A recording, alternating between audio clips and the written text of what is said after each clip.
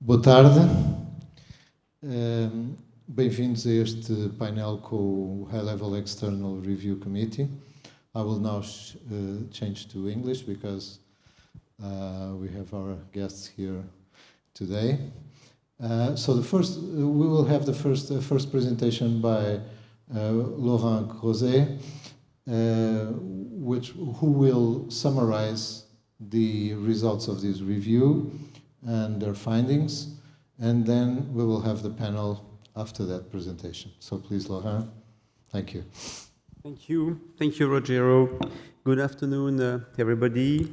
Thank you for inviting us to this high-level review committee, and that's a result of our visit, of our work with this interim report.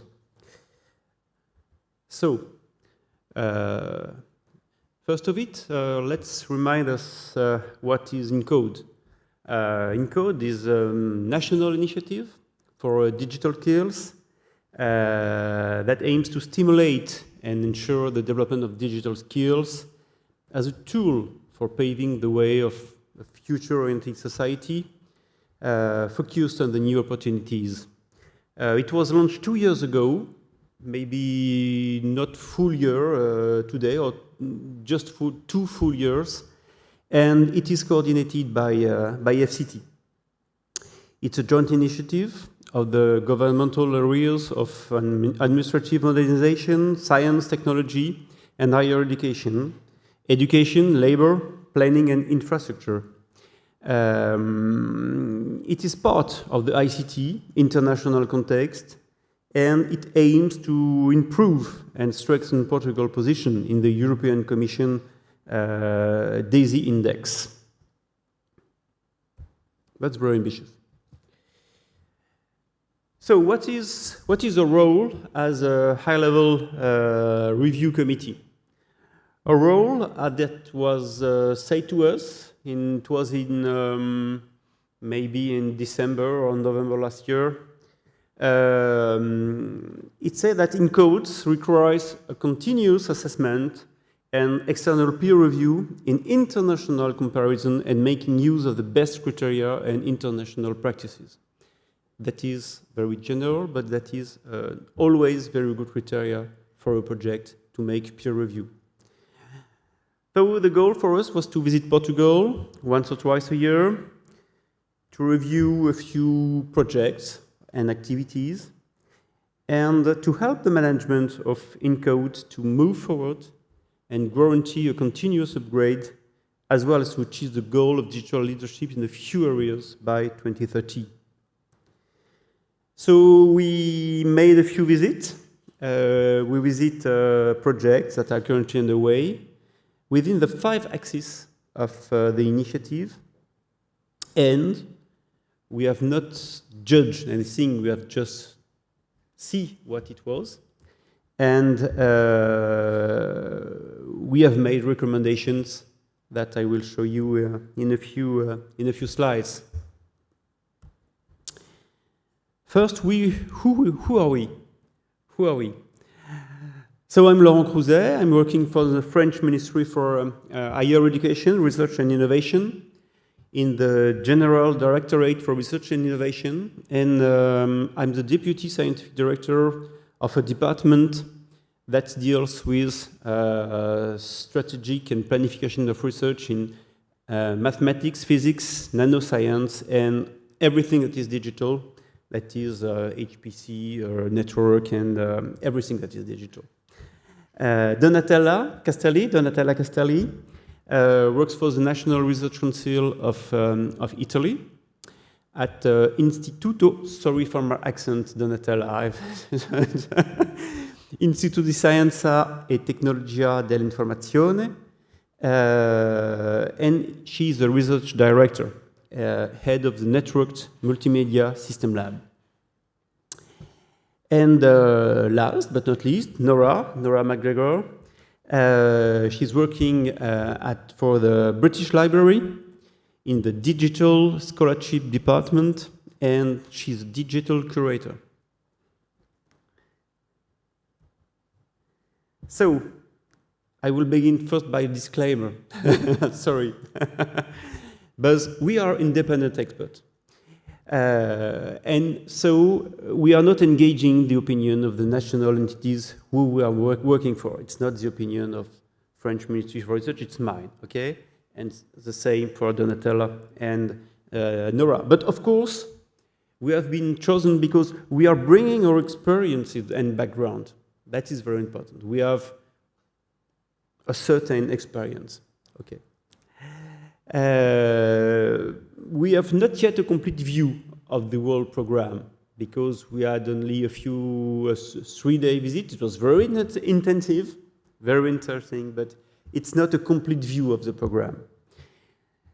And we give here our first impression and first recommendations. It is an interim report, and I think that the report will be available in autumn.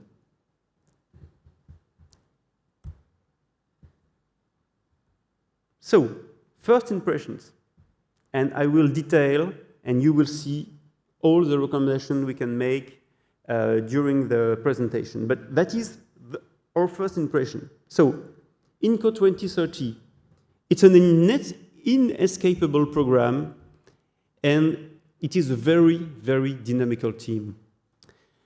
It is a coherent, robust vision that prepares the future. Something very important for us is that when we are speaking about digital, we think technical, but digital is not only technical. Digital skill is not only technical. Human-centric approach is mandatory if you want to succeed in bringing digital skills. So we have seen a very successful starting phase. Very successful starting phase, yes. It has proven to be an effective centering coordinating point and as such a catalyst for change.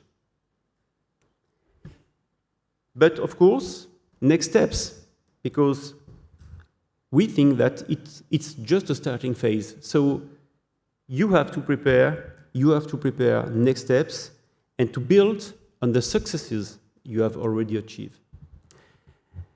So it will go by reviewing, evaluating, prioritizing, and of course, iterating.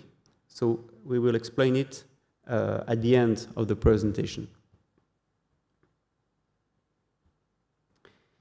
So first, in my presentation, we will review all the 5 axes. So the axis 1 is inclusion.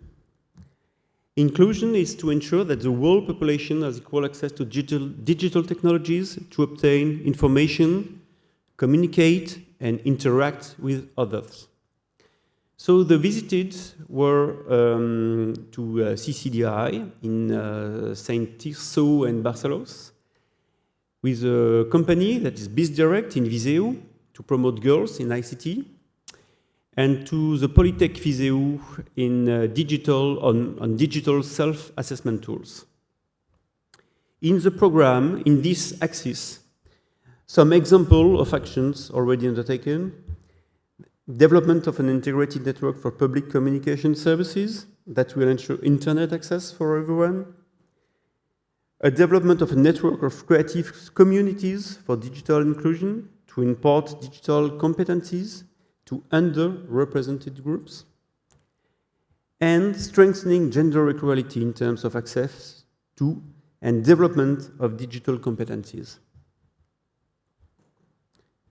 The first recommendation we can make is to ensure strong representation from the public library administration and higher education systems.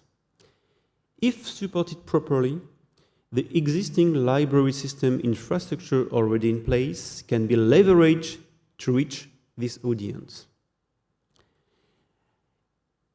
And a remark maybe, that is actions to address the important issues around gender balance and unconscious bias we all have should not be exclusively present in this axis, but also in each of the axes.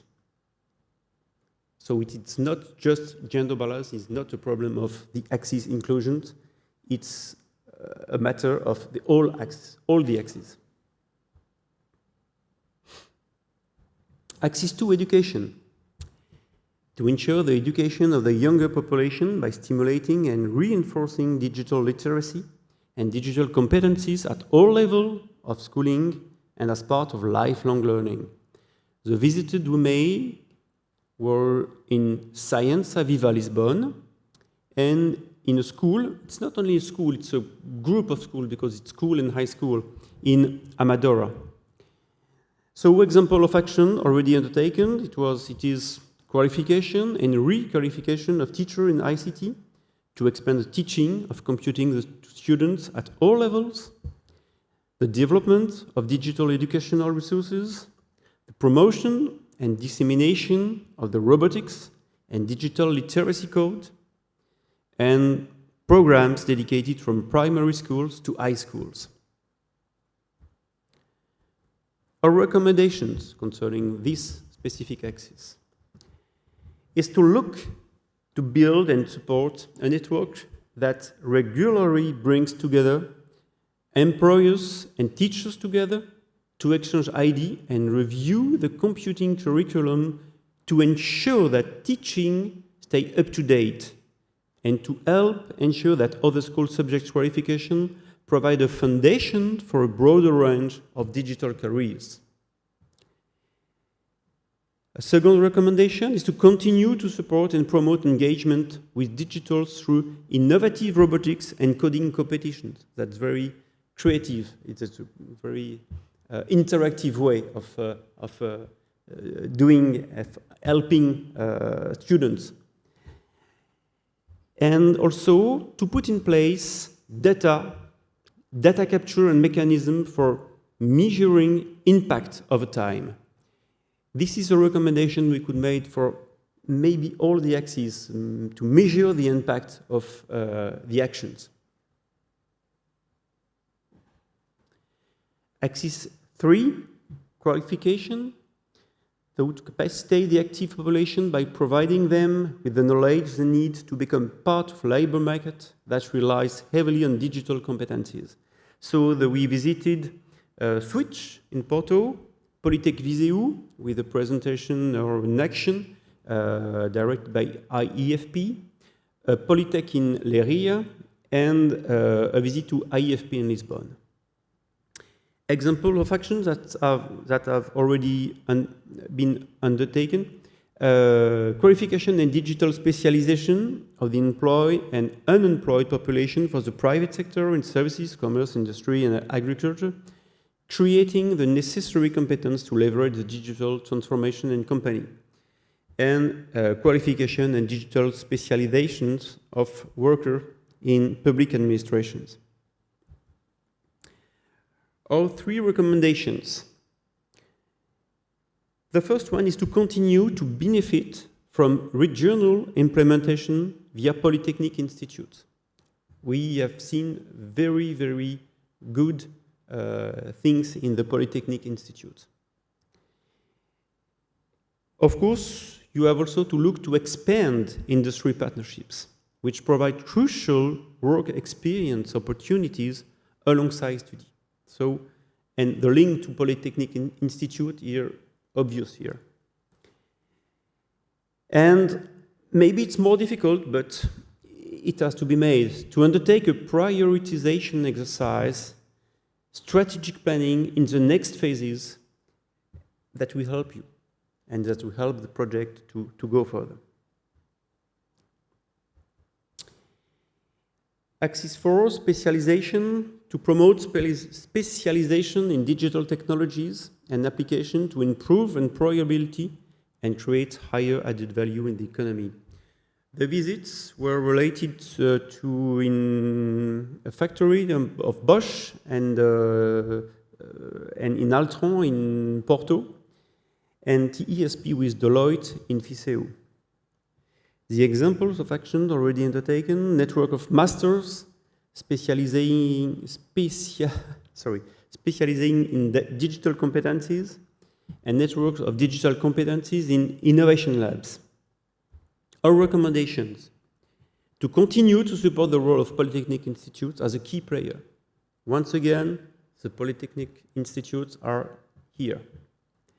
And to adapt a similar approach in other academic institutions and universities.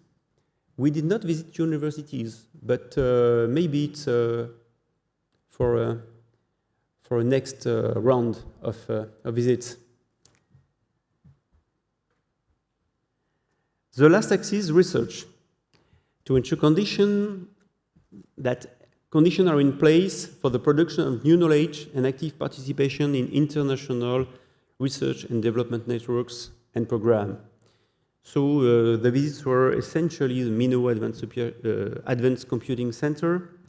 Example of action already undertaken, the development of national network for advanced computing to enable R&D in cutting-edge disciplines in computer science, the development of the Artificial Intelligence Portugal Plan, and international partnerships. You don't have research if you don't have international partnerships. Our recommendations, dedicated to digital sciences, not to the program, is to support the convergence between HPC, high-performance data analytics, artificial intelligence, and also cybersecurity. We understand that INCODE is not a program of research in digital sciences, but it is a program to help silos to work together. It's also to promote big data and fair management. Fair, that is, you work to be sure that your data are findable, that is the F of fair, accessible, interoperable, and reusable. That is very important. We have not seen a lot of things around this fair principle. It is very important for research and for digital skills. It's also, a third recommendation is to promote and facilitate interdisciplinary convergences at institutional levels for stimulation of innovation. To ensure the national programs are linked to the European one, because today you don't have a national program if you don't look at the level, at the European level. And the last one is to explicitly include data sharing, management and exploitation across all the axes of these specific ICT skills. It will become mandatory in all research areas, data-driven research, and innovation, that is data economy.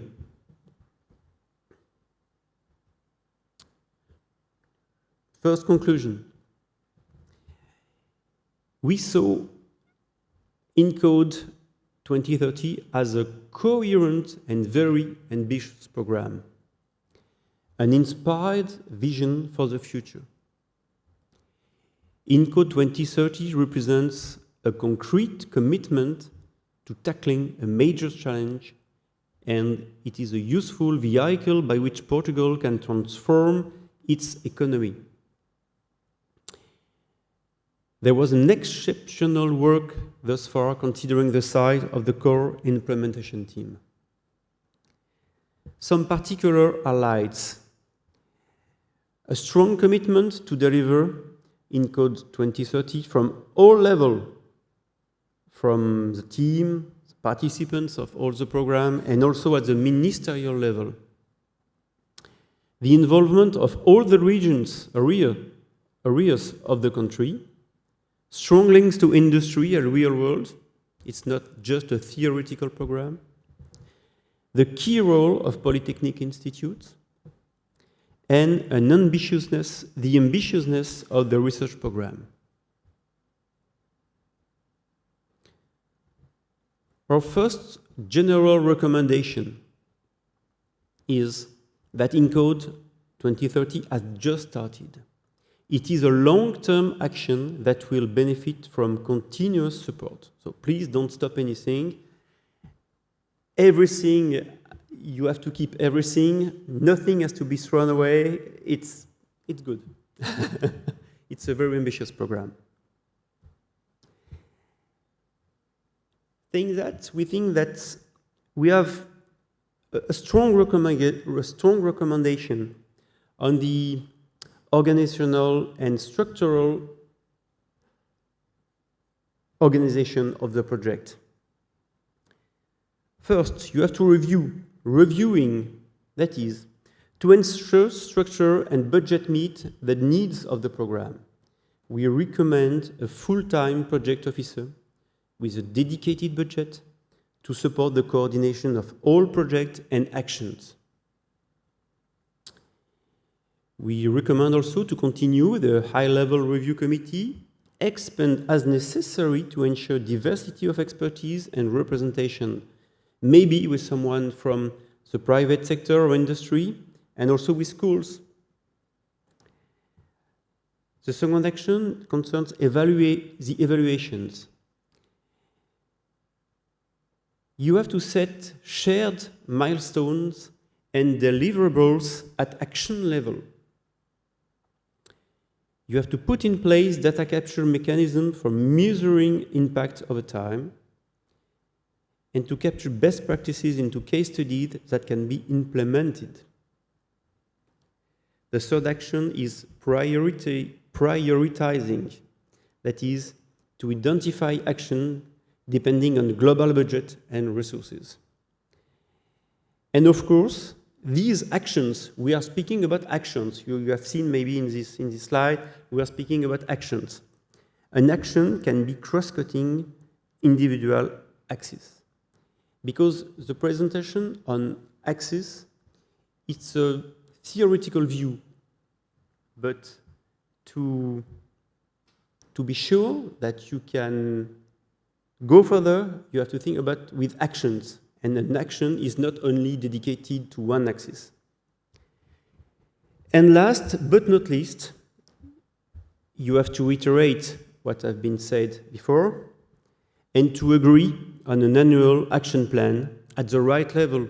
That is, an action that is coordinated by maybe more than one ministry.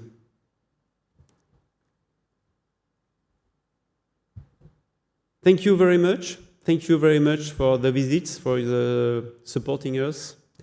And the question will be Rogero and the panel. I have to leave because I have a plane and tickets were bought before the agenda was complete. So thank you very much. Thank you very much and see you soon. Thank you. Thank you, Laurent, for your highlights, for your presentation. In fact, Laurent has a plane to board at 5:30, and we have recommended that he will go immediately to the airport. Thank you. So, and Laurent has also presented the remaining colleagues of the panel, so I just, I think I am excused to present you again. So we are now starting our panel discussion. And my first question to Nora would be, first information I think is relevant for the audience is the fact that the reviewers have visited, in some cases, different actions. So they were not together all the time making their review, so they have visited different things. And so it's relevant to see what have they found in each of these visits. So the question for Nora is, in fact, what are your personal feelings about what you have seen? Sure. What have touched you the most, positively or negatively, of what you have seen? No negatives. Well, maybe I should first just very quickly explain my role. So I am a digital curator at the British Library, which is the National Library of the UK. And in that position, a big part of what I have to do is train staff and curatorial staff across the library to meet the challenges of digital in this new age. So libraries, you know, the British Library is ingesting the UK Web Archive, for instance. So we can't get away from digital skills. And so the team that I work on focuses on providing digital skills training for a very wide range of people. So as a librarian, that's going to really color everything that I saw. I thought, oh, the libraries can help with this, in digital skills. So you might hear a bit of that in my impressions. But I will say it was a real pleasure. It was a real honor. It's such a rare opportunity to be given to see such a cross-section of the Portuguese society, all these little towns all along the coast. So we didn't just stay in Porto, and I think that kind of characterizes this program as well. So, or Lisbon and Porto. We were traveling around. We only had 3 days, but we packed it in and saw such a wide range of projects. And to ask me, it's sort of unfair almost, because we don't have several hours for me to tell you all the wonderful experiences and impressions I had of all of the visits that we had. So I think I can pick out a couple that I thought were very illustrative of what we found of the whole project. So if I leave any out, I'm very sorry, but I loved them all. They all had great benefits.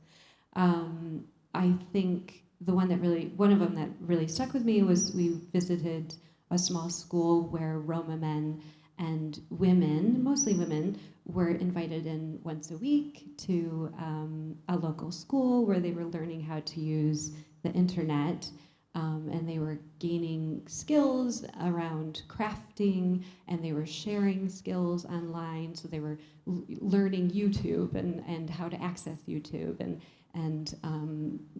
learning how to sell their newly made crafts and sharing their skills online. And I thought that was quite magical. That illustrates the challenge and the opportunity here for these projects. So it's a perfect example of something that is working, but how do you scale that up in any meaningful way? And so we were struck that the challenges are, there's the practical considerations of how do you get, I believe it was a student who was coming once a week to train them. How does she get to this location? And how do you scale up? And they, so there was practical concerns around money for travel, and you had the ENCODE team were very, at this level of involvement of trying to support getting transport arranged for this project to succeed. So that's something that how do we scale up in the future? Where do we get budgets? Time and time again from the visits, we were noticing, there are best practices in these very small endeavors that could be shared if we had resource that could create these case studies to quickly tell other districts, tell other areas who are interested in adopting this kind of model for their areas, here's the way to do it. Here's where you could get resource. Here's how you might implement it. But, writing a case study or writing that kind of procedural stuff up takes time. It takes resource. It takes a person. And so they're fielding calls all the time. How did you do this? We heard about this. So we thought ENCODE is a great amplifier for these small projects, but also could be the kind of catalyst to, if they had project support, to write these things up, and once you have a case study for this, it can be used to demonstrate to the EU, to other countries. It can be reused to underscore how you can approach digital skills for these sorts of communities. So it was things like that. I have more if I have time. Okay. So, Donatella, same question. They switch it on up there, I think. Otherwise, you can use mine. So, Nora, actually, you said what I had in mind. So I was also impressed by, especially in this inclusion program, the enthusiasm and the motivation of the people that were working for these initiatives. And so what I found extremely interesting is that they started with the right approach. So they were suggesting very concrete actions. So the lady that you mentioned was a lady that wanted to learn how to use the internet because she wanted to sell to the web what she had made, handmade products. So she had a real need, and so she went there because she wanted to learn how to progress, because it was for her it was a way of progressing in their life condition. And so I think that this is something that impressed me. The other, I think, the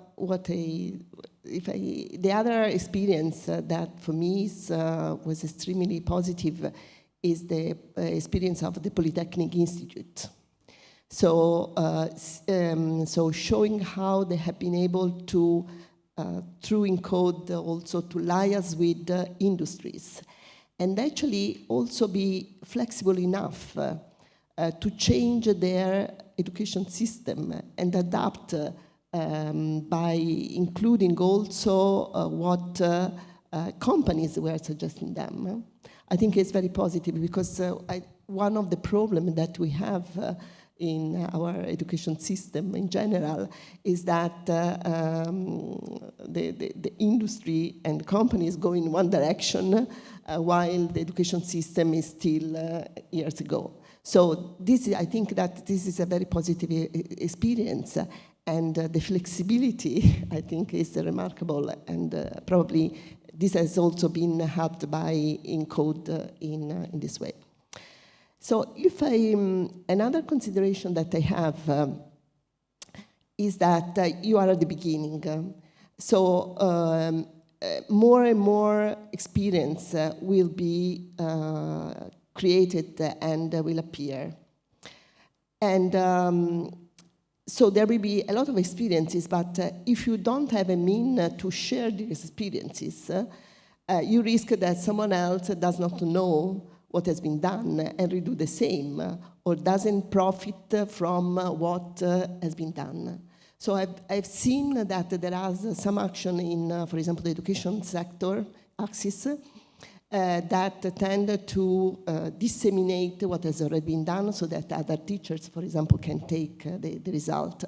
But being a computer scientist, I think that you cannot rely on a brochure or on a report that lists all the activities. Maybe what you might do is to create a web accessible registry or catalog in which all the activities that have been done are described. There are the contact people for this action. So if someone wants really to do something, first he can go and search if someone else has done it and contact the person maybe that has already have this experience. And I believe that if you have this registry, this might also help the process of evaluation, because you see, for example, how many and the impact. So how many, for example, have used the experience that has been done by others? So it's also a tool that might help you in collecting measures. So this is, I also have many others, but these maybe are enough. Thank you. So I think that you have stressed the positive points.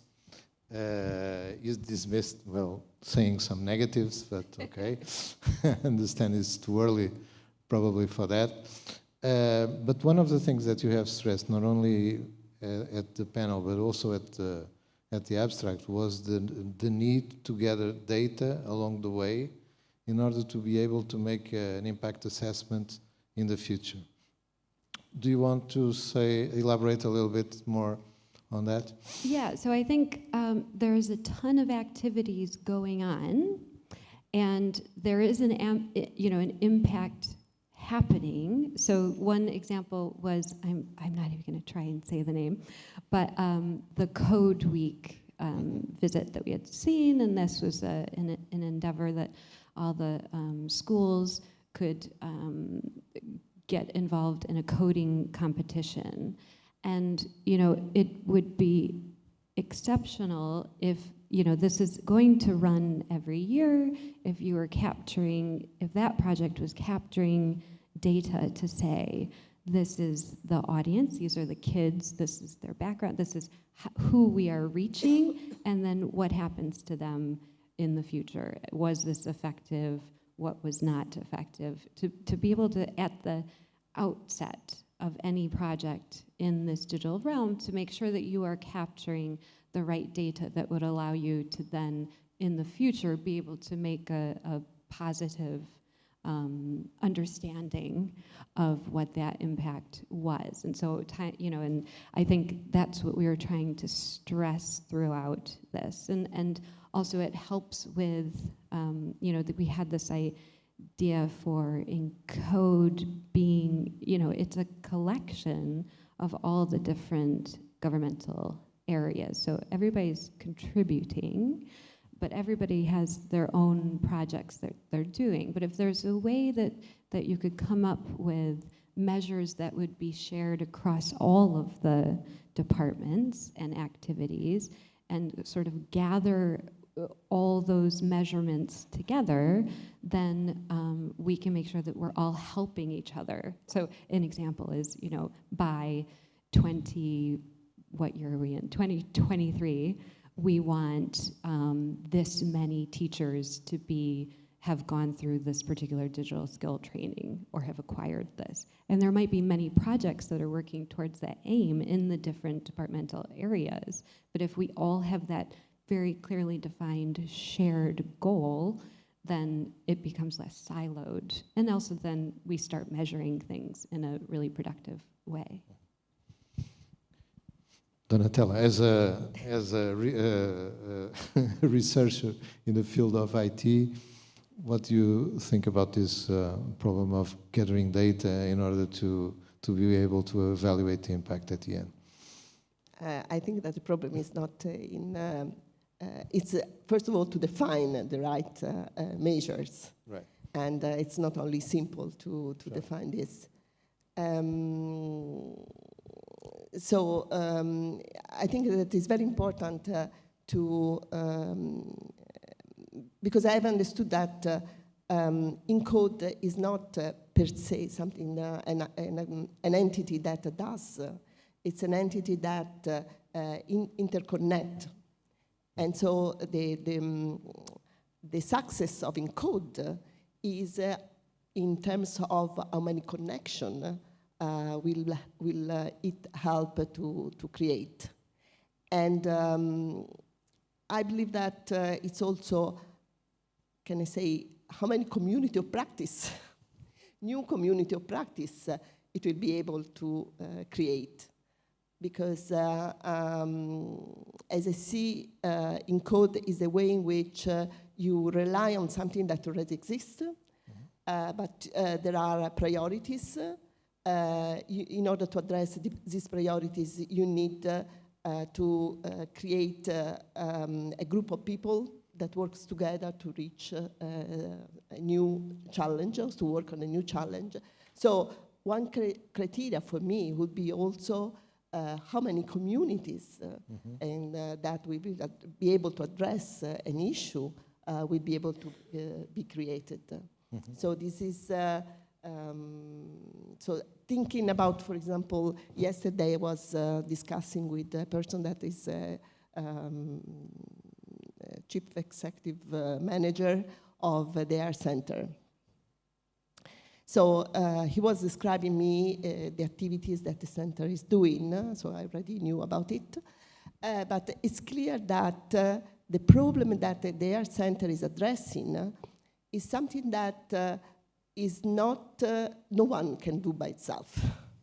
So you need to have resources and experiences for different groups and make them to work together using the resources that already exist in order to address the challenge. So I don't know if this is in the scope of ENCODE, but for me, ENCODE would be a perfect entity that could help, for example, to liaise all these aspects of research, because you need the result of research in climate that have the algorithm, but you need also HPC, you need also artificial intelligence, you need and so on and so forth.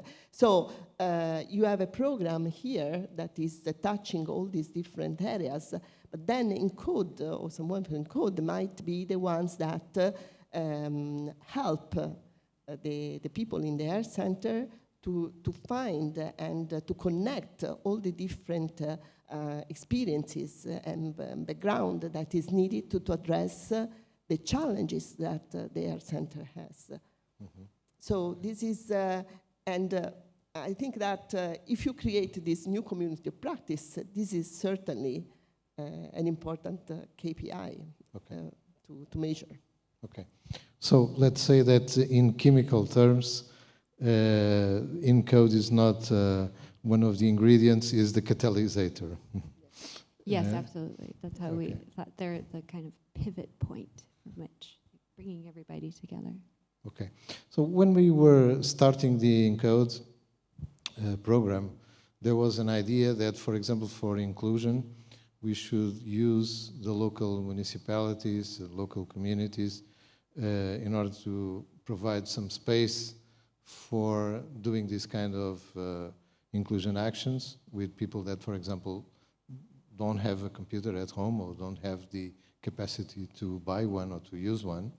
And then Nora came and said, why don't you use the public libraries system? Because public libraries are already doing or are able to do this kind of job in other places, and they could be a network that could be used for this purpose. Can you sure. So elaborate a little bit? Of course, I always have my librarian hat on everywhere. So yes, it seems that the problem is I'm not familiar with the public library structure and system here in Portugal, but I saw an e-report that was maybe a couple of years old, and it had said that there are a very high percentage of access to computers and labs within the public libraries across Portugal. So I thought that was a very good sign for this as a potential way to expand these digital skills.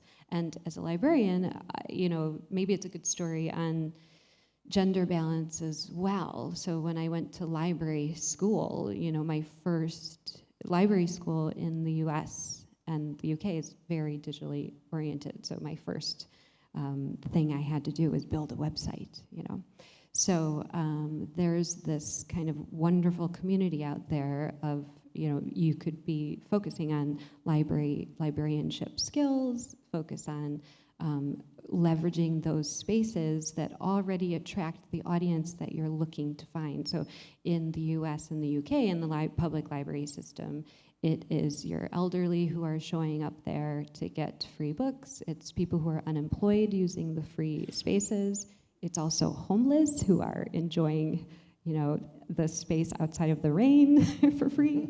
But everyone's there that you are looking for. So it may well be the similar case in Portugal, and if not, it could still be a place that if you gave it some investment, it would represent that sort of network. It might already be happening though, so we're not, we've only just begun in looking at these things. So, but that would be my recommendation. Is the UK, for example, doing something similar? So the local libraries in the UK are a little different. So I don't know, they're different actually. So in the UK, they're run by the councils. So each council will have its own library network, but then those library networks, there's a network above that, and there's a professional organization. And the professional organization that kind of unites, it's the Chartered Institute of Library Professionals. That's where all the librarians meet and they discuss best practices and digital skills for the people in their communities. And so they're doing this kind of digital skill building right within the library and creating these communities of other things. So there are then other courses that people can take on not just digital stuff, but so. Okay. Donatella, you were telling me when we were discussing a little bit how we could implement this panel, you were telling me that you didn't have the chance this time to see that much research going on. How would you like to visit whatever is being done in order to have a better impression on what is going on in Portugal that is relevant for INCA? How can we organize that? How can we do that? So clearly, working a little bit in the European context, I know few of the activities that are happening in Portugal because I'm working in some of the fields, so I know a number of activities that are going on. But there are a number of aspects that were not clear to me, and maybe in the next visit we can discuss. Of course, we didn't have a lot of time to understand. First of all, looking at the experience, and it was also in one of our comments, we saw this Polytechnic Institute experience and companies as a very, very good experience. So thinking about the relation between industry and university, so one of the difficulties that we have as scientists is that we produce some results, but then so we are not interested and we are not capable of making the results available to companies and to the productive world. And so I believe that looking at the experience of the Polytechnic, I don't know if there is a way that you have already identified to, for example, reduce the time to market, to promote what has been, for example, what are the results of the scientists, and if there is any action that can help go into the market and exploit in the market what has been produced in the context of research. Because I believe that this is crucial for in a world that is very competitive. So as soon as you have a result and you can put it in production, I think that this helps the country to be more competitive, or the companies to be more competitive with the rest of the world, or the other. Another point that was not clear to me, there is now an initiative that is called the European Science Cloud, that essentially want to create this, the European Science Cloud is a sort of a larger framework where there will be available services and resources that will be made available by member states, essentially, and available openly, in quote, meaning that there will be some rules, to all the researchers in Europe. So there is a lot of, so while in the past there was a European Commission that was funding, let's say, the creation of such kind of infrastructure, now the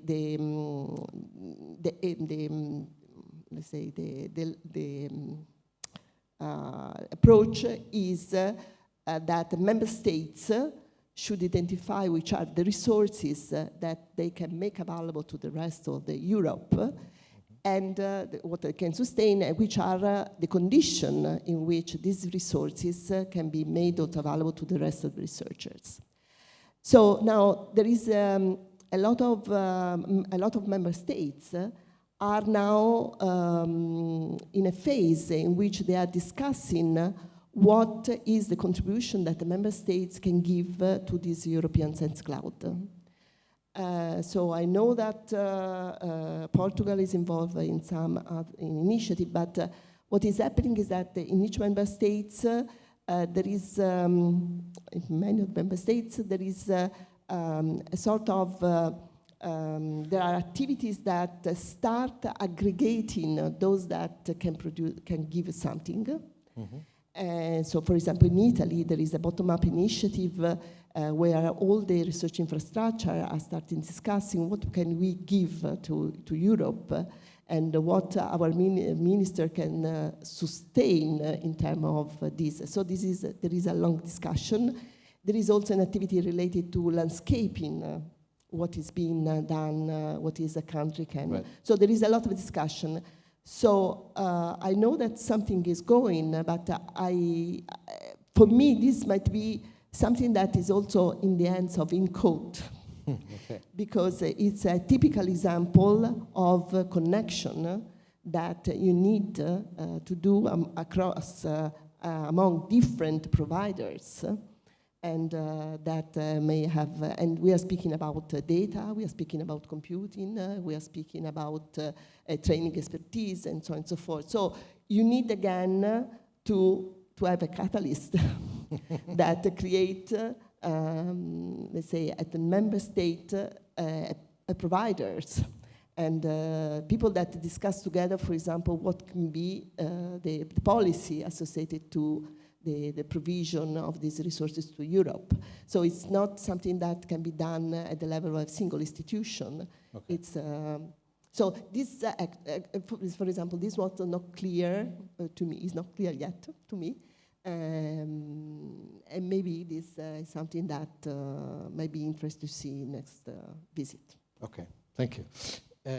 Nora, one of the suggestions you have made is not only should we have the polytechnical institutes relating to companies, to the industry surrounding the institute, but also regular schools, secondary schools should also do the same in order to get an idea of what the surrounding community of the industries around the school will need from the students that the school is going to produce. Is that your idea? Yeah, well, somewhat. So I was going to say, we haven't talked about education yet. So one of the visits, another visit that I loved, was to a school. And it was a school that had just been renovated, I think, in a couple of years. And it looked beautiful, and the happiest children I've ever seen. And another thing that I noticed a lot that kept coming up in all of the things that we had visited was that the kids really like to mentor. So they were really, really engaged. So I don't know INCODE's place in that, but that is something maybe we have to think about in terms of how INCODE could meaningfully help projects to really capitalize on that energy from the kids. To share and mentor the elderly, but also the younger kids on how to engage with digital technology. But that was quite inspiring, I have to say.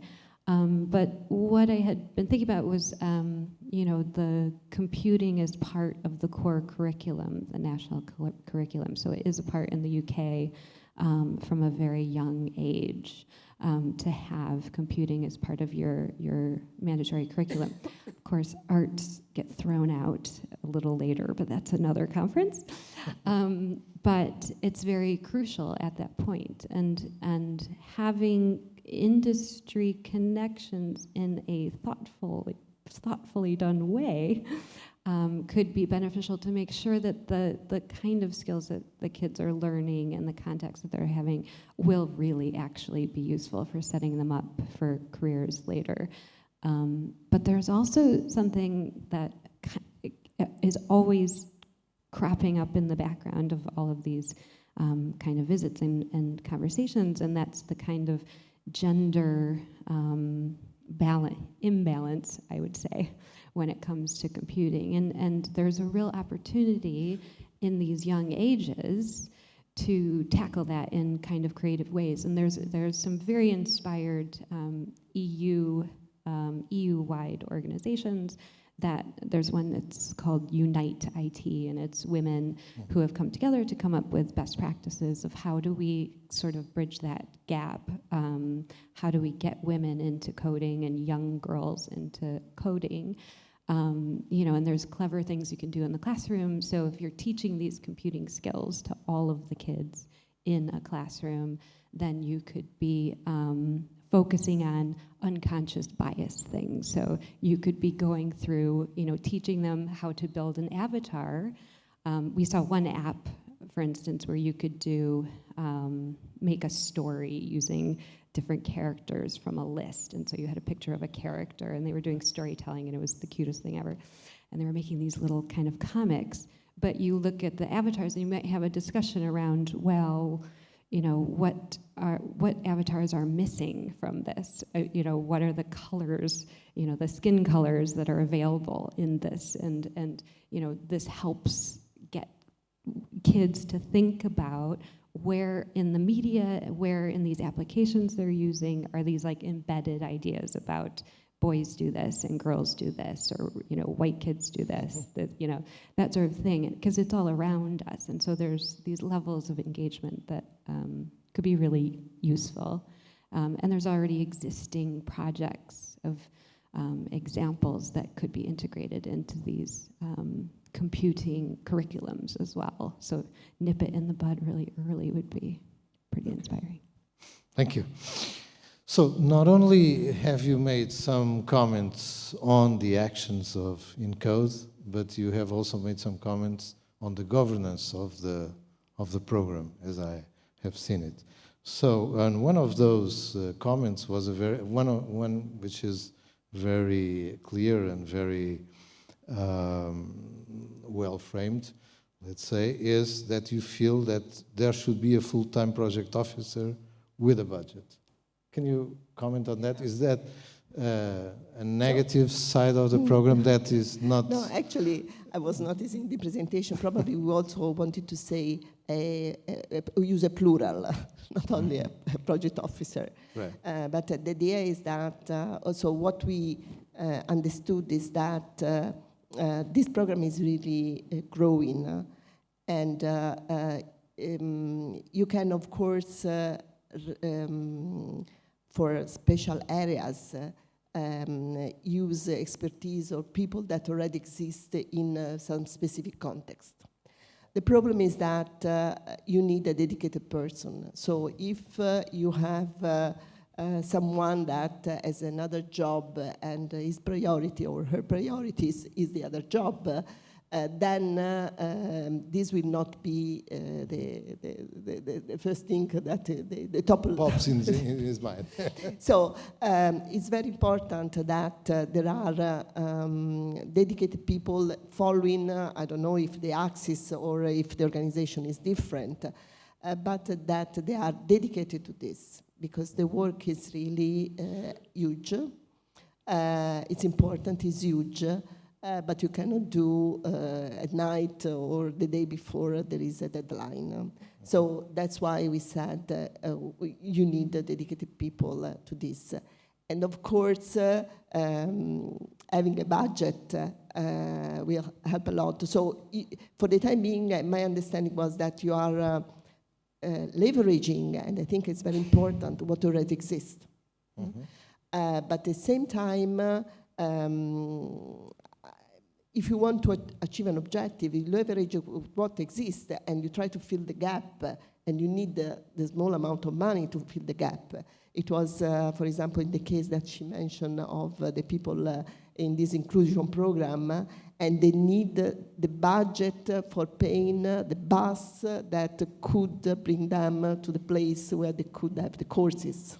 Mm-hmm. So if you have not this tiny budget, then everything, so you need a little, but that little must be there, and you need, definitely, you need dedicated people for at least at the managerial level that have to check every day that what is planned is being done, the key performance indicator that we mentioned, and so on and so forth. Mm-hmm. Otherwise, I think that it can be done to a certain level, but not to reach the objective, the big objective that you have. Okay. Another subject that we were discussing before, as far as the governance issue is concerned, is the problem of scaling up whatever we are doing. How do you think that we can address that aspect of, do you think that we should have, besides the people that are trying to reach the objectives of the program, to have another group of people or whatever, trying to see how we can scale up this initiative or the results of the initiative? So I think a piece of work needs to be done in, so we were saying, you know, the review period. So there needs to be a kind of evaluation of you know, looking at all of the different activities that are going on and where are there overlaps and synergies, you know, and so then where can we prioritize how we're going to tackle that and what are our measures going to be for that. So I think so many things could be scaled up with probably just, like you said, a knowledge base. So simply having, you know, that structured case study that says, here's what we recommend if you would like to do this. You could quickly scale up, or leveraging systems, you know. Or just even knowing who's doing what. Exactly. And that's what we kept coming back to. And I think the team would agree that the real power of ENCODE is, one, this brand. So it's, I think, is a strong brand, could be even stronger if they have the opportunity and the real support of a team that has is dedicated to this, to be able to write up those experiences, create a knowledge base, amplify, and it's really this amplification of all the incredible activities that are going on around the country, and really in a systematic way be able to make that information quickly accessible to, and then actionable to people around the country who want to do a similar thing. So right now we don't have that.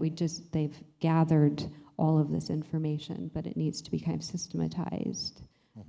That would be just one way of scaling up this quickly. Okay, thank you. We were discussing also, because one of your recommendations was that this process of reviewing should be an ongoing one, because it's always like that, so we should be always trying to figure out what has been done and what we can do better. And one of the things that probably the audience might want to know is, how will we progress from here, at least until next December?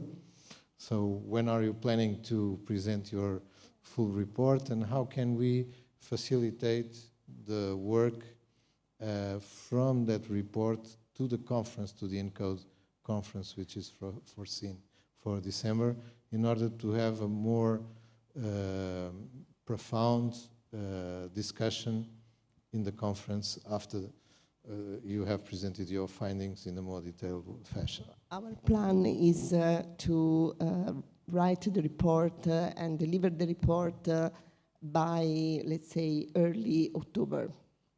So in this way, I think that the ENCODE current team has the time to read it, comment it, make question, and react if they want, in such a way that, at least in terms of planning or think about what we have said, ask us questions for clarification if needed, in such a way that we can prepare for the conference in December.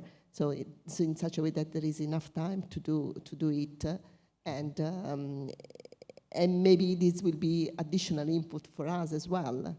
But I think that at least from so mid of October to December, there is time for us to interact with the team, and for the team to think about what we have, our conclusions. right.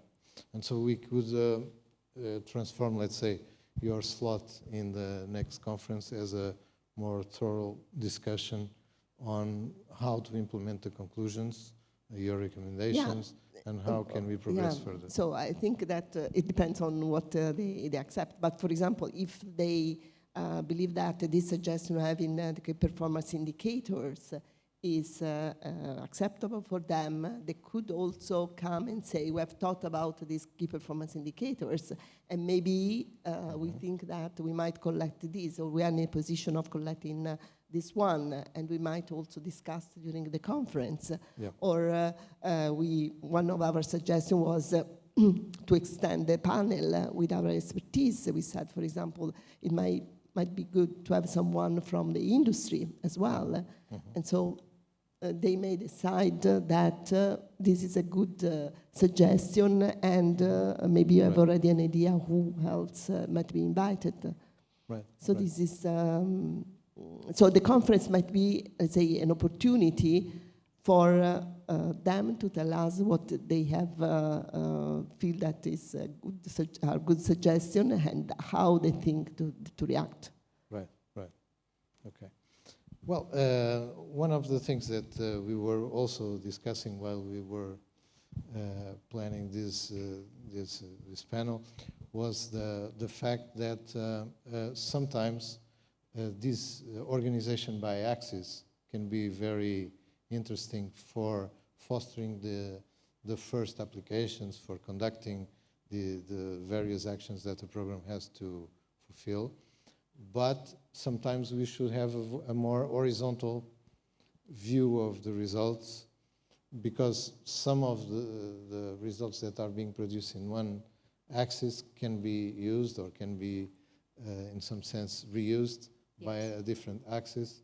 And so at a certain point in time, we should rethink if we should only think as axis. Yeah, definitely. Or if we should do some other horizontal kind of discussion of the program. All of them, especially when you have inclusion, education, inclusion. You have mentioned that there are several topics that are relevant for various actions. Exactly. For various axes. I think we were perceiving what we're looking at with the axes as a vision. So you would have a vision. So even British Library has that. So they'll have a vision, and it's I can't remember. I think it's 2030 actually. Great. And then, but that is broken down into actual strategies. So the strategies might touch on things like these axes, but it's really driven by measurable goals that we're all working at in different ways. So we'll all have different projects that will support a shared kind of very specific measure. And I think when you break down a vision into something, where you are reviewing things on a quicker cycle, and you have some actual shared KPIs or numbers that everybody can be working to, that can be a real catalyst. So it might be something that ENCODE might want to look at, bring all the departments to the table and say, what do you guys need? What is your goal for the next 3 years? What's your goal for the next 3 years in this realm? And how do we all get there and measure the same things? But it's a big piece of work. That's why we need more people. Okay. Well, now I'm going to ask you a question that we have not discussed before. But I was normally, when I go to some event or some sort of performance or whatever, when I get home, when I get in the plane, I normally think, well, what has impressed me more in this show or in this initiative or whatever? Can I ask you both, what has impressed you more? What will you be thinking about when you get your plane home? The number of young people involved. The number of young people involved. Okay.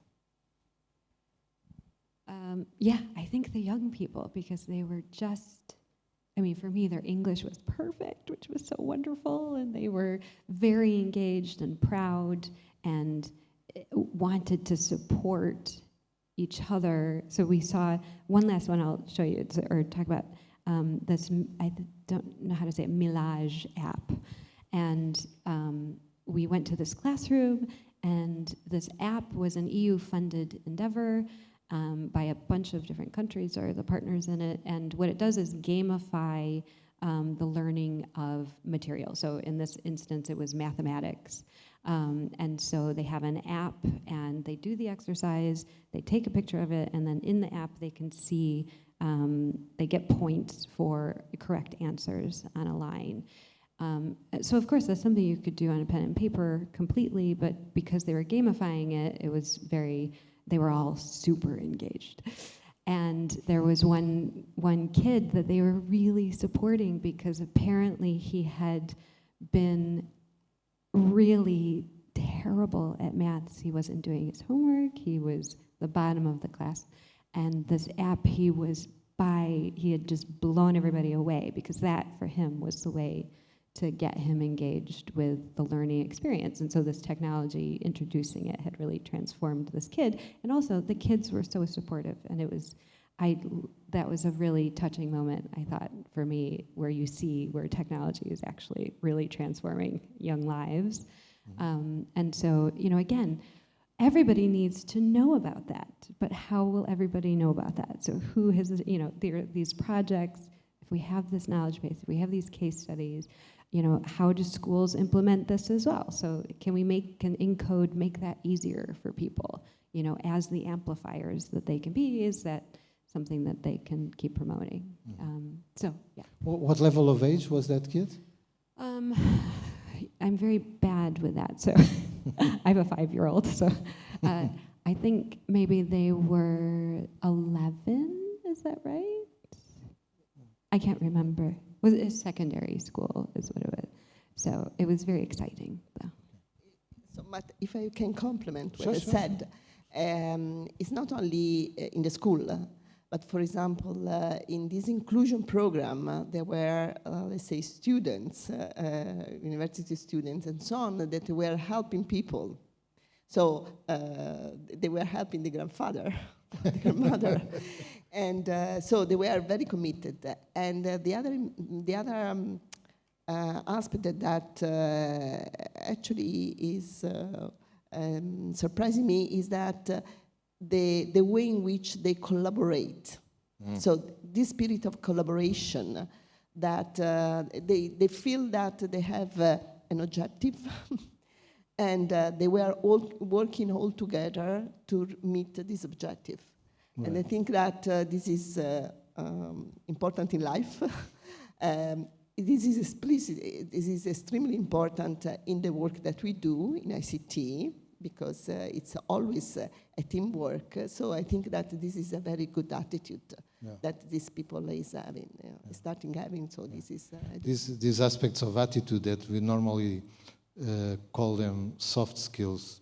I like to call them hard skills, because these are the ones that really are hard to get, and if you don't get it at the proper age, you cannot get it later.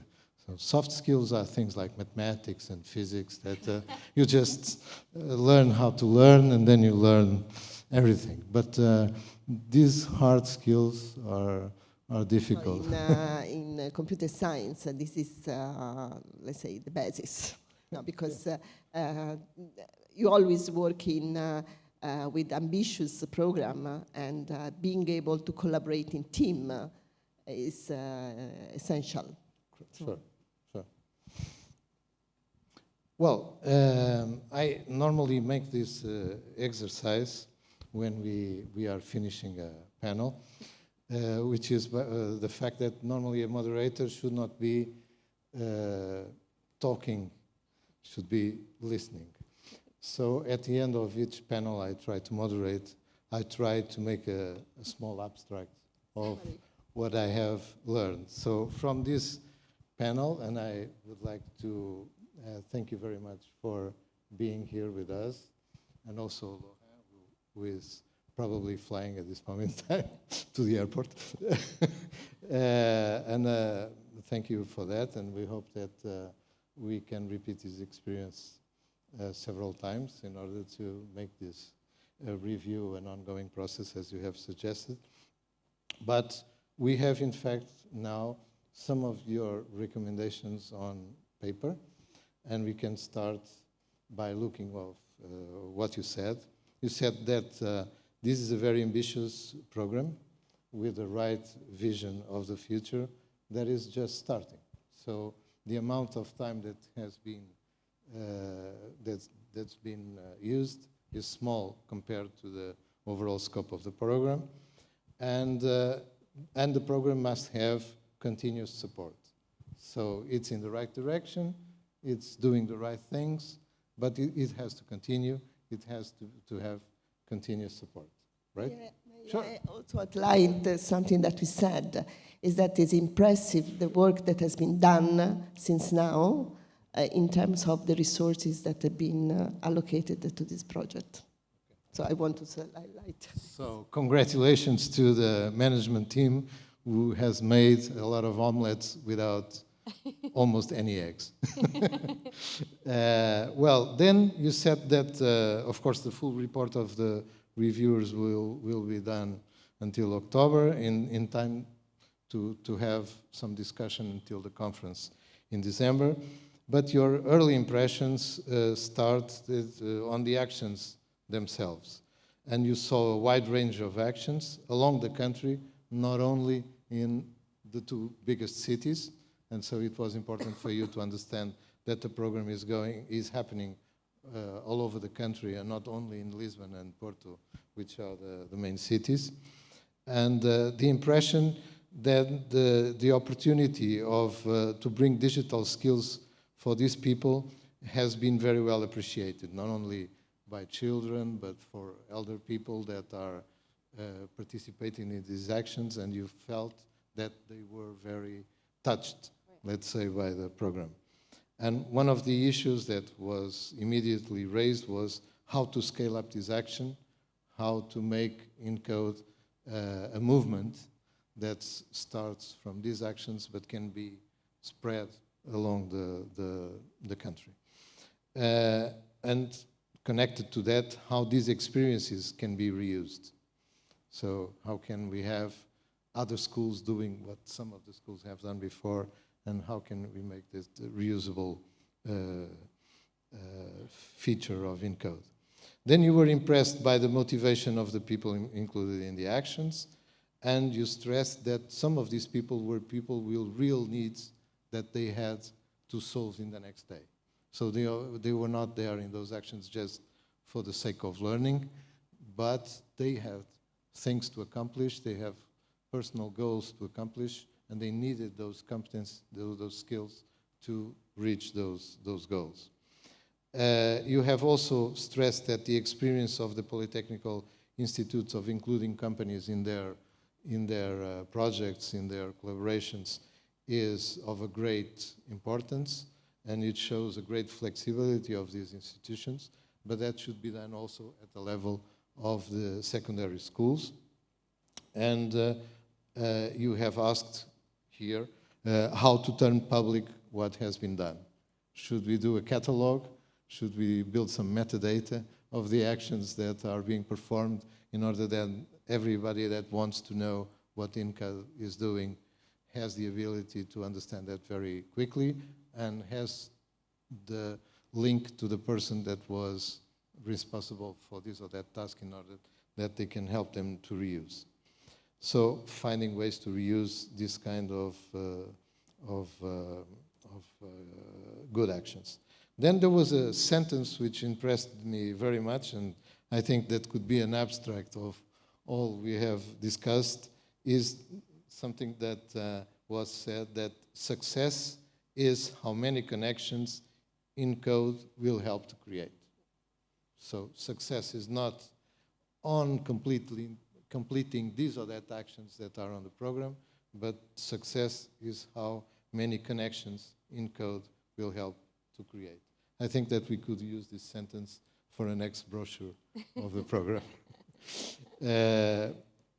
Examples of collaboration in industry are also important to reduce the time to market of the products or whatever results are obtained by this process.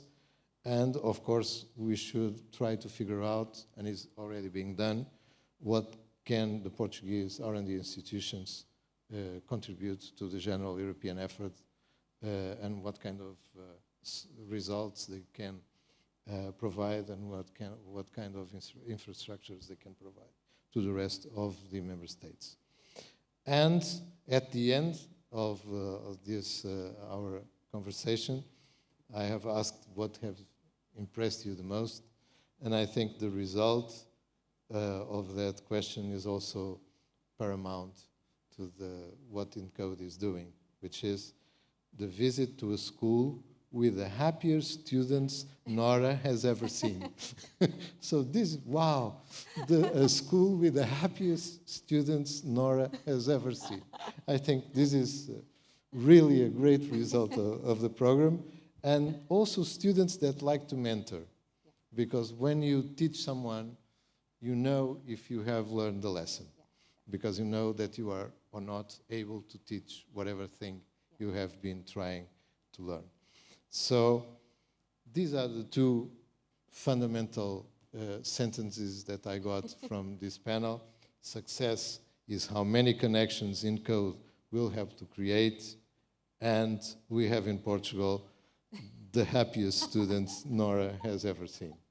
Thank you very much for being with us, and thank you to our audience for being here, sharing the results of this first review of the ENCODE program. Thank you.